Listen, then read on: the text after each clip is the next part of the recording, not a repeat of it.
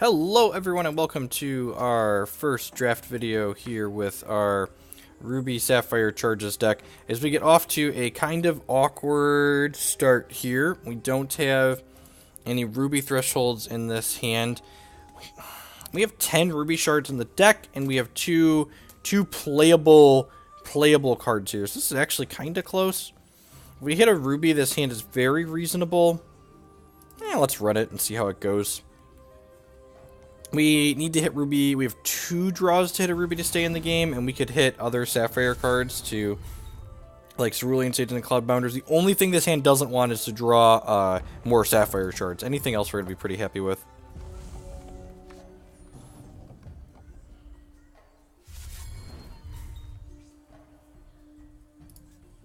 Lead on the Web Scribe here.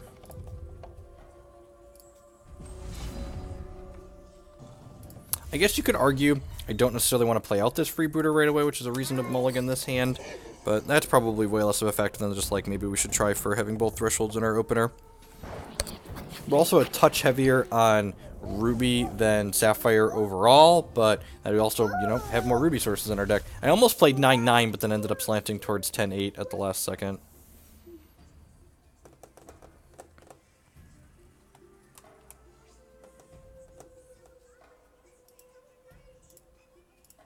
What you got? What you got? What you got? Hopefully they have a 2-drop here so we can play this Freebooter and not feel bad about it.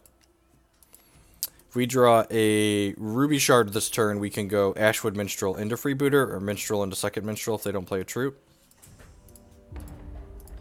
Actually, if we draw a Ruby, we'll just play Ashwood Transmuter since they don't have anything going on.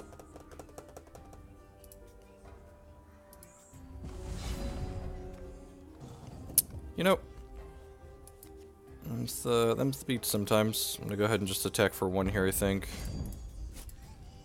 I'll hold on to my booter for now. Ruby next turn, now that we have this Rock Slider. We could have a pretty explosive turn 5 after playing the Rock Slider on 4.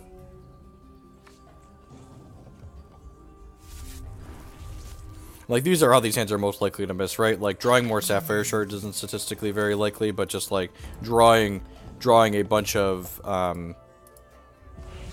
drawing non-shards is definitely something that can happen. So 10 out of 10, gonna go ahead and play that out. Give this minus a power. Ooh, this lets them draw and discard a card, right? That's pretty good. I'm gonna go ahead and attack with my Web Scribe here because it's a free attack into a free decision. They could block it, but it's only 1 point of damage. They might just take 1 rather than losing their looter. And again, this is why sequencing is important. If I had played this Rock Slider pre-combat, they 10 out of 10 don't block this.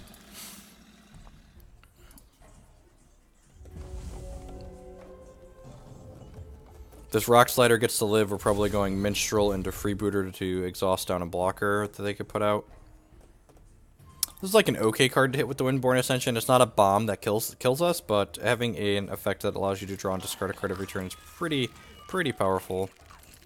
Sweet. Cruel Venom Blade, I don't even need to Freebooter because we can just give it minus power from our Web Scribe here. And to Consult the Talents, that's pretty good. If we hit a resource here, I'm probably going to Ashwood Minstrel into Transmuter. Perfect, so let's do that. Give this minus power.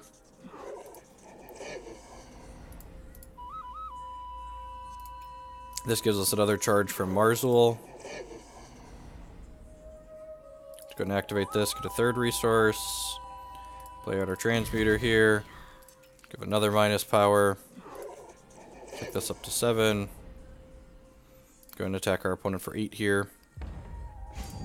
And then next turn we have 2 more charges in the bank from our champion, and then Freebooter can also exhaust something, so we're going to get to hand out like minus 4 power next turn, plus stun a troop, which feels pretty good. And then we've got removal past that to help clean things up. So opponent drew a bunch of cards. We're at a pretty reasonable spot here. If we draw another resource at this point, we can just bin it to our Ashwood Transmuter to try and find a common that's relevant.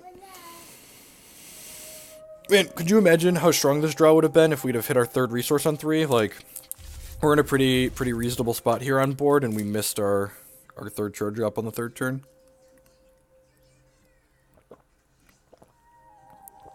And again, like, this is a reason to play 18 resources in your deck. Like, when you're curving out like this, a lot of games in these aggressive decks especially, are decided by, you know, our opponent still having cards in their hand and us being able to get under them and pressure them. So we want to be able to play our cards on turns 1, 2, 3, 4 consistently rather than risking stumbling and dying.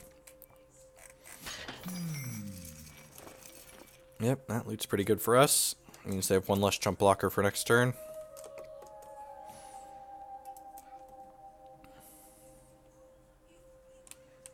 I'm going to hand out lots of minus power here.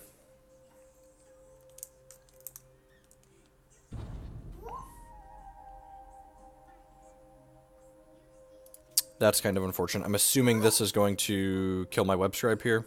Yeah. That's fair.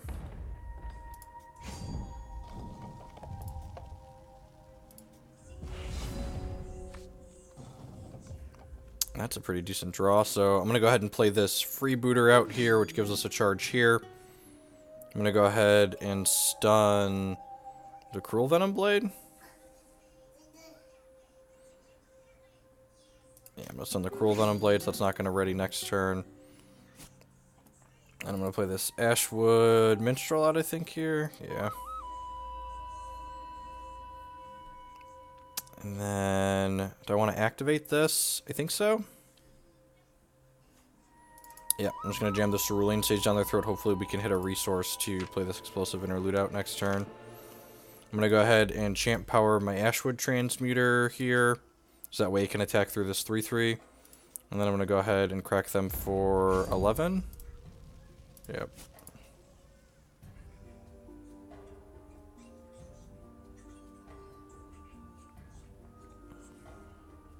Worth noting that we don't have any more charge producers in our hand, so this is just going to be a 1-4 next turn. That being said, they take 11 here, they're going to 3, so in a pretty reasonable spot. This isn't going to ready on their next turn, but they do have 6 cards in their hand, so hopefully we're able to hit a resource, which will make this 3 power, and then we can Explosive Interlude to push through whatever they have back as defense here. The extra resources off these Minstrels came in huge help this game. Just the first game yet. So opponent's down low. We also just have like a Blazing Hammer in our deck at this point too, which is why Blazing Hammer is such a powerful card. Just like comes off the top and closes out these close games where our opponent like might be able to stabilize.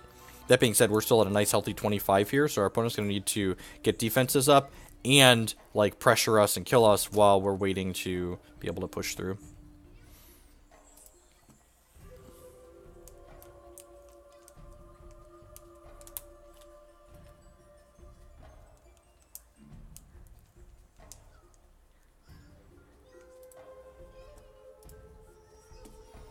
Sure, we get some Dreadlings. We're not going to block these Dreadlings, even though it's mostly free blocks. I don't want them to be able to use a combat trick on it, and I don't want to give them Scrounge Fodder. Like, if we blocked all 3 of these, our opponent could potentially play out another Shadow Blade Slicer to kill one of our troops. I just mentioned we're still at a nice healthy 25, so there's no reason to give them Scrounge Fodder here to do bad things to our nice troops. Alright, are you dead on board? You can block 1, 2, 3. So they're dead. They're dead to a shard here because the Explosive Interlude take out one of their blockers. Gallant Duelist. That kills them too, right? Yep, I believe so. They can only block 3 things here. 1, 2, 3, and then they take. Yep. They take lethal. So they block our 3 largest troops and then take 1, 2, 3, 4 and die. This game was a good example of why we cut the second Explosive Interlude from our deck. Just kind of expensive, clunky top end. As we look at... Yeah, I don't really think we want to board anything, right? I can maybe see an argument for the Vigilant Duskwing being made, but that's kind of expensive. So yeah, let's just save it and hit it. Check it. See. I guess the Crackling Magma could be okay.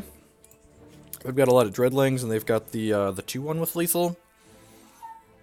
I don't hate that, but I don't really know that I have anything that I want to cut necessarily, so I think I'm just going to leave it as is. Maybe if they show us 1 to 2 more things that Crackling Magma kills in this game, we'll bring it in for the 3rd, but for now I'm going to hedge against it.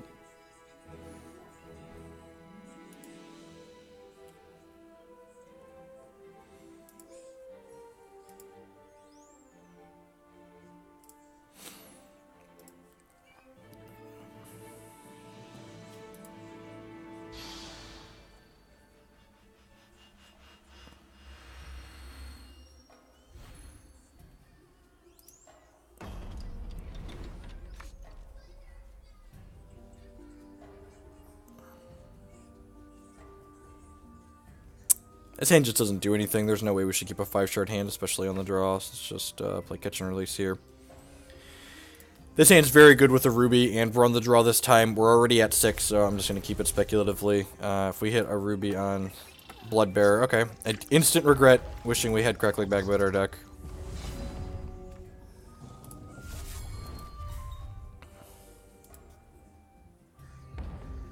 Righteous Outlaw, notably bad against 1/1s.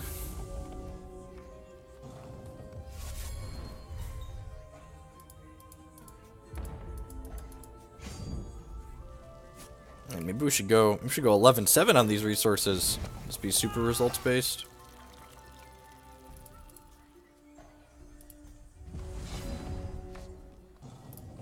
Man, that feels bad. Alright, well, we're playing the freebooter out, exhausting the giant centipede here. Stunning it, even. You so stunning, freebooter. This is another card. I guess Crackling Magma usually doesn't kill this card, right? Even if we're unfortunate and only draw Sapphire Shard next turn, we can stick this Cloudbounder, which is nice. 10 out of 10 blocking here. Perfect. Let's play that. And then let's play Rock Slider. Oh, that was a mistake. I should have attacked first. So we talked about this earlier. That being said, this is still a free attack, right? If they want to use a combat trick to kill my freebooter, like, more power to them.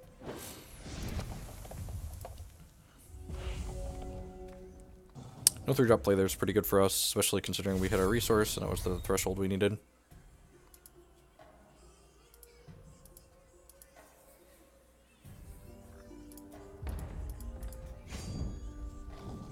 Wow, that's great for us.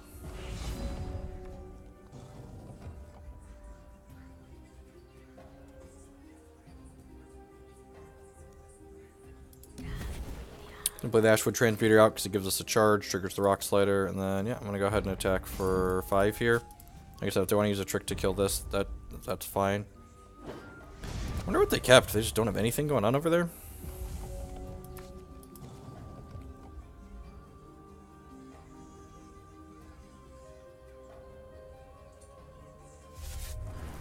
We're stumbling again, but we've got things to do with our resources, which is nice. This Righteous Outlaw will be able to Diligence with the Cloudbounder here at some point, which will be great. Next turn, if we hit a resource, we'll probably go Minstrel into Outlaw. We won't attack with Outlaw, most likely, but it'll be there. They have like a Slicer here. They just want to play out as a 3/3 flyer to keep our 2/2 at home. Their life total's kind of getting low. We've hit them a little bit here.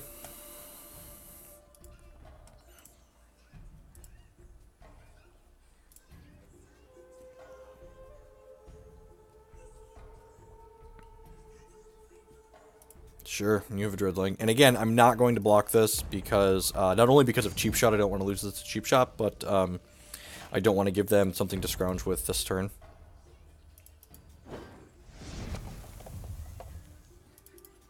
Just no plays, sure. Feed the Flames, huh. Yeah, I'm going to go Ashwood Minstrel here into Feed the Flames on this Giant Centipede, because that means that my Ashwood Transmuter can attack without much fear as well. Hopefully they don't have, like, Milky Eye Venom here. I don't think that card's particularly playable, but I've had it played against me a few times. Yep, just take your 8. Okay. I wonder if they have something like Dread End in their hand that they're just, like, holding up to, like, kill our board with. That would make the most sense, I guess, rather than they don't have playable cards. They could also just be, like, flooding out and dying, but something like Dread End or Waltz of the Damned being in their hand and ready to go makes sense as well. If they make a Dreadling again, I'm not going to block, especially because they already have 2 troops in here, and they showed us a Slicer last game. Exportion on my Ashwood Transmuter. That's really kind of sad, right? Like, I'm pretty sure we like all of the cards in our hand better than a random Ruby. Now that they've already used that for the turn, I am going to go ahead and block one of these Dreadlings. I think it's fairly free at this point. They are going to get to gain 3 from this, because this says whenever a troop dies, they gain a life. Workshop, sure. Hopefully we hit a Ruby Shard this turn so we can jam the Galleon Duelist down their throat. Hit a Sapphire. Okay, so I'm playing that for sure. Yeah, I think I'm just playing this Outlaw, actually, and then I'm going to offer this trade here. Actually, I don't even have to offer the trade. Let's just go ahead and hit it with the champion power. I forgot about that. And then smash with the squad here.